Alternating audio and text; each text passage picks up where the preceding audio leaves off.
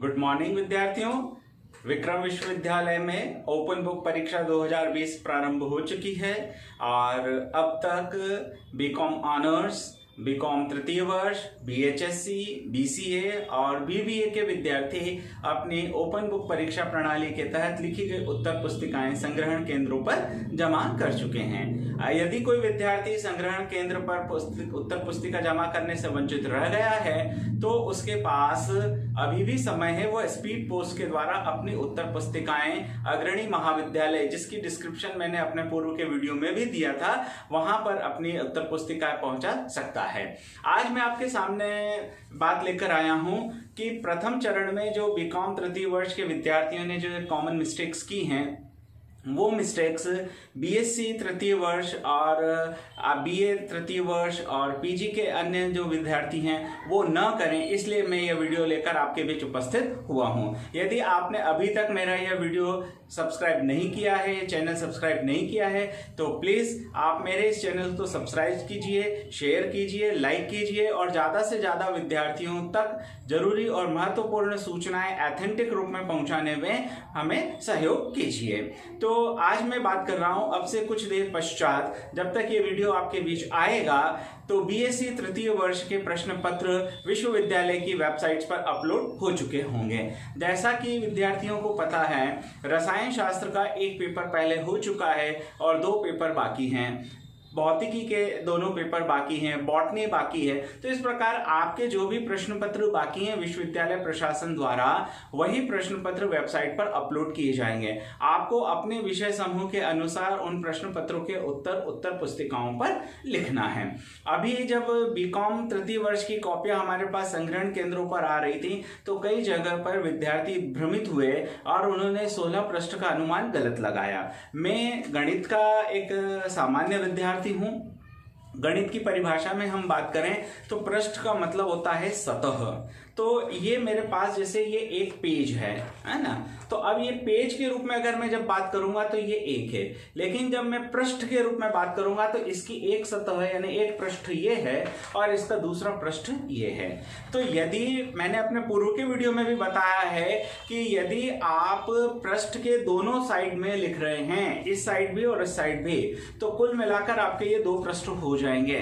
तो इस प्रकार से यदि आप पृष्ठ के दोनों तरफ लिख रहे हैं तो आपको 8 दूना 16, 8 into 2 is equal to 16, यानी आपको टोटल 8 पेजेस लेना है। You have to write on both the side of the pages and make an answer book and stick or staple the front page which is provided by the university, by the government higher education, जिसमें आपको अलग अलग तरह की जानकारी है जो मैं अपने पूर्व के बार वीडियो में बता चुका हूं, इसलिए उसकी बात मैं नहीं कर रहा हूं, जिसे कि आप और हम फ्रंट पेज के नाम से जानते हैं। जब आप उत्तर पुस्तिकाएं लिखते हैं, अभी बहुत सारे विद्यार्थियों का ये प्रश्न आया था, कभी कभी वास्तव में दुख भी होता है कि स्नातक स्तर के विद्यार्थियों में इतनी समझ विकसित नहीं हुई है कि वह अधिकतम सीमा का अर्थ जान सकें। अभी जब बीकॉम तृतीय वर्ष के प्रश्न पत्र अपलोड हुए थे बीसीए बीबीए के, तो उनमें अधिकांश में लिखा था कि प्रत्येक प्रश्न अधिकतम 800 शब्दों में लिखें। अब अधिकतम 800 शब्द का मतलब है कि अधिकतम 800, इसका मतलब है you have not to cross the word limit above the 800। आपको 800 वर्ड लिमिट है तो आप 800 वर्ड्स के अंदर अपना आंसर कंक्लूड कीजिए। कुछ विद्यार्थी ने उसका गलत अर्थ लगाते हुए कहा कि सर 800 शब्दों में लिखेंगे तो 5 प्रश्न के 4000 शब्द हो गए, तो हमारे पास तो ज्ञान का अथाह सागर है, ओपन बुक है। वाकई आपके पास अभी ओपन बुक परीक्षा है, आप चाहे जितनी पुस्तकों का सहयोग ले रहे हैं, अपने मित्रों का सहयोग ले रहे हैं, तो हरि कथा अनंत, तो एक प्रश्न जैसे अगर हम लिखेंगे भारतीय संविधान के लक्षण, ये बीए में मान लिया सपोज करो कि राजनीति शास्त्र में इस प्रकार का कोई प्रश्न आया, या रसायन शास्त्र में आया कि रासायनिक आबंध से आप क्या समझते हैं। अब पता चला कि रासायनिक आबंध से आप क्या समझते हैं, तो आपको 800 शब्दों में उसको कंप्लीट करना है। अब पता चला आपने केवल आयोनिक बॉन्ड और उसके नेचर में ही 800 शब्द लिख लिए, फिर बोले सर मैं कोवेलेंट बॉन्ड लिखना भूल गया, मैं इसमें कोऑर्डिनेट बॉन्ड के बारे में भूल गया, मैं हाइड्रोजन बॉन्ड्स के बारे में भूल गया, मैं हिटलर लंडन थ्योरीज के बारे में बात करना भूल गया। तो आपके पास जो नॉलेज है, आप with in the word limits कैसे उसको पुट अप करते हैं, इट मैटर्स, ये महत्वपूर्ण है।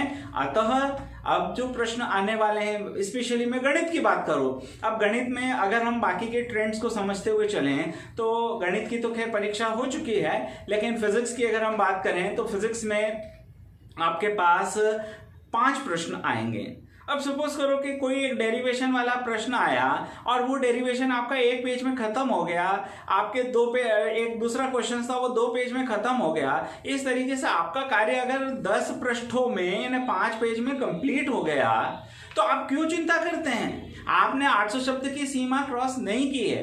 कहने का अर्थ यह है कि आपको 2 सीमाओं का पालन करना अनिवार्य है। नंबर 1, आपको अपनी कॉपी में पृष्ठों की संख्या 16 से अधिक नहीं रखना है। यदि आपने दोनों तरफ लिखा है तो 8 पेज और 8 दूना 16 हो गया। यदि आपने केवल पेज के एक तरफ लिखा है तो 16 एकम 16 बराबर 16 पेज। ये प्रश्न महत्वपूर्ण नहीं है। कुछ विद्यार्थी कहते हैं सर लाइनिंग वाला ले ले, बिना लाइन वाला ले। मैंने अपने पूर्व के वीडियो में आपको बहुत क्लियरली बताया है कि आप कैसा भी पेज लें, A4 आकार का होना चाहिए। A4 आकार से 19-20 होगा चलेगा। संग्रहण केंद्रों पर हम विद्यार्थियों का इतना ध्यान अवश्य रख रहे हैं, वहां कोई हम इंच टेप लेकर नहीं बैठे हैं कि स्टैंडर्ड बिल्कुल A4 साइज ही हो। आपको मैंने पूर्व के वीडियो में कहा, आप मार्केट से एक A4 साइज का एक रजिस्टर लेकर आइए और उस रजिस्टर में से पन्ने निकालिए, उसमें प्रॉपरली लाइनिंग बनी हुई है। आप अननेसेसरी क्यों खर्चा कर रहे हैं? आप अपनी जिम्मेदारी खुद समझिए और विश्वविद्यालय और संग्रहण केंद्र को आप इस बारे में सहयोग कीजिए। साथ ही साथ पूरे विक्रम परिक्षेत्र में जो संग्रहण केंद्र बनाए गए हैं तो उन संग्रहण केंद्रों की सूची मैंने अपने पूर्व के वीडियो में डिस्क्रिप्शन में उसके लिंक दी है। और यदि किसी विद्यार्थी को संग्रहण केंद्रों की सूची चाहिए तो मेरे व्हाट्सएप नंबर पर 9907030328 जो मैं पूर्व में पहले डिस्प्ले कर चुका हूं, अभी भी आप देखिए कि यहाँ डिस्प्ले अभी मैंने जस्ट किया हुआ है। तो मेरे इस मोबाइल नंबर पर आप मुझे व्हाट्सएप मैसेज भेजिए, साथ में आप ये लिखिए, है ना, आपका नाम लिखिए, आपकी कक्षा लिखिए, आप कहाँ से हैं, मैं डेफिनेट उसका रिप्लाई दूंगा। मध्य प्रदेश के विभिन्न कोने कोने से विद्यार्थियों के मेरे पास फोन्स आ रहे हैं, व्हाट्सएप पे मैसेजेस आ रहे हैं और यथासंभव मैं उनकी हर प्रकार से मदद करने का प्रयास कर रहा हूं। तो आपको किसी भी प्रकार की कोई दिक्कत हो, आप निसंकोच इस नंबर पर मुझे अपनी समस्या लिख सकते हैं। अब बात आती है संग्रहण केंद्रों की। अभी विद्यार्थियों की बहुत सारी शिकायतें आ रही हैं कि संग्रहण केंद्रों पर उत्तर पुस्तिकाएं जमा करने से मना किया जा रहा है। मैं आपसे बता दूं, आप विक्रम विश्वविद्यालय परिक्षेत्र के अंतर्गत स्थित किसी भी महाविद्यालय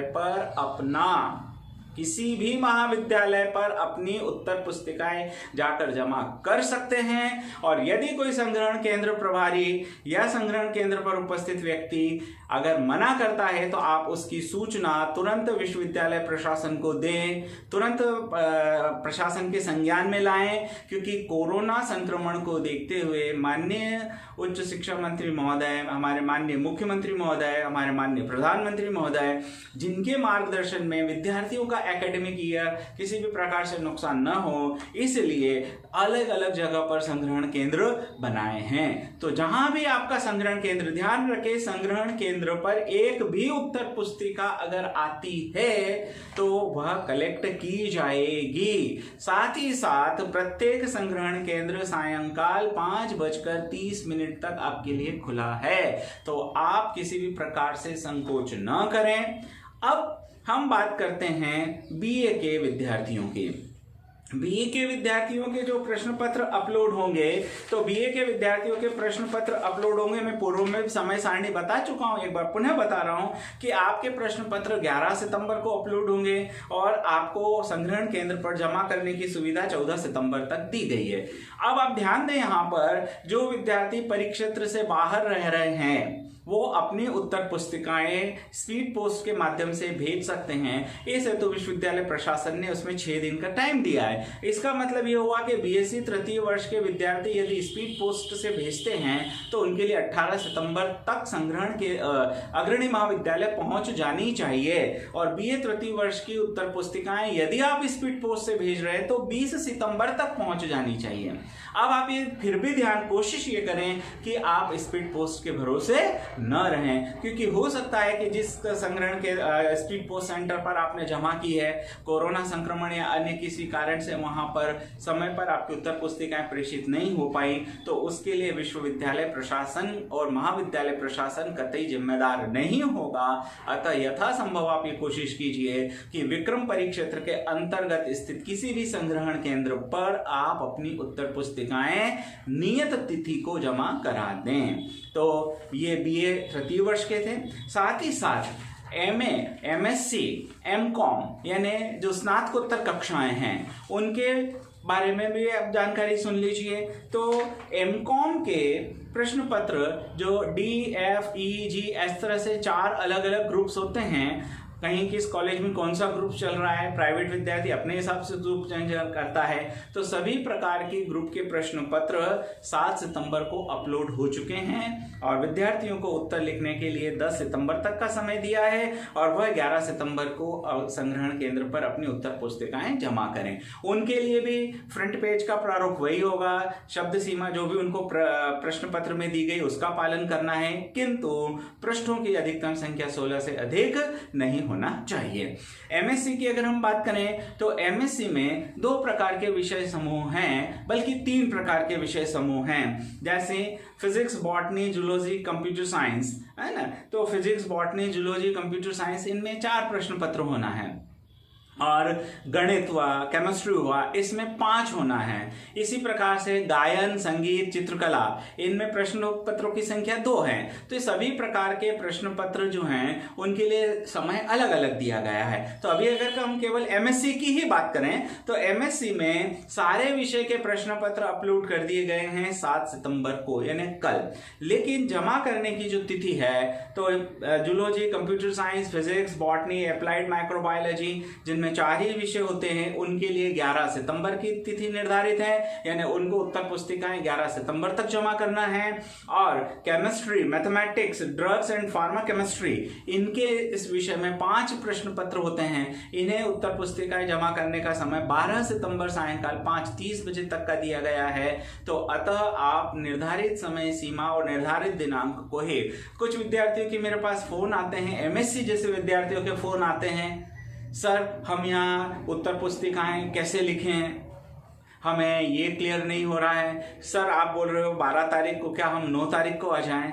मेरा उनसे एक ही आग्रह है कि बेटा आप लोग स्नातकोत्तर विषय की परीक्षा दे रहे हो, परीक्षा कार्यक्रम सारणी की गंभीरता को समझें।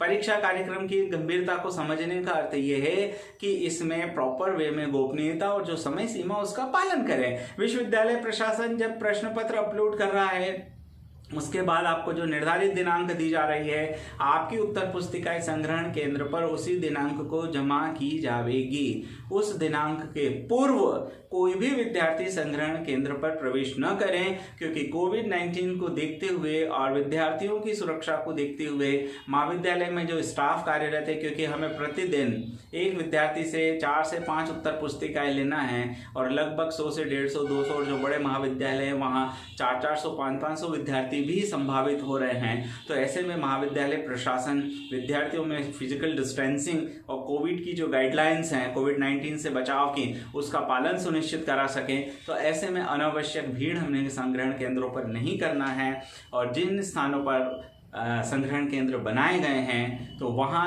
आप ये कहिए निकटतम संग्रहण केंद्र। उदाहरण के तौर पर मैं नागदा महाविद्यालय में हूं, तो नागदा में हमने शहर के भीतर 3 संग्रहण केंद्र बनाए हैं। शासकीय कन्या महाविद्यालय नागदा जो शहर के बीचों बीच स्थित है, वहां केंद्र की प्रभारी डॉक्टर संगीता कोलावत मैडम है। इसी प्रकार से शिष्याई कॉलेज ऑफ प्रोफेशनल स्टडीज ये भी शहर के मध्य स्थित है। शासकीय बालक उच्चतर माध्यमिक विद्यालय ये भी शहर के मध्य स्थित है। तो ये केंद्र शहर के मध्य स्थित हैं। फिर भी हम देख रहे हैं कि अधिकांश विद्यार्थी 4 से 5 किलोमीटर दूर यात्रा करके महिदपुर रोड, रुपेटा के नजदीक स्वामी विवेकानंद महाविद्यालय पहुंच रहे हैं। हमने वहां उनके लिए सारी पर्याप्त सुविधाएं जुटाई हैं, सारी चीजें उपलब्ध हैं। लेकिन फिर भी हमारा अभिभावकों से और विद्यार्थियों से एक ही आग्रह है कि जब शहर के मध्य आपके पास ये सारे केंद्र प्रशासन, विश्वविद्यालय प्रशासन ने उपलब्ध कराए हैं, तो आप इन्हीं पर अपनी उत्तर पुस्तिकाएं जमा करें और अनावश्यक भीड़ और असुविधा से बचें। धन्यवाद।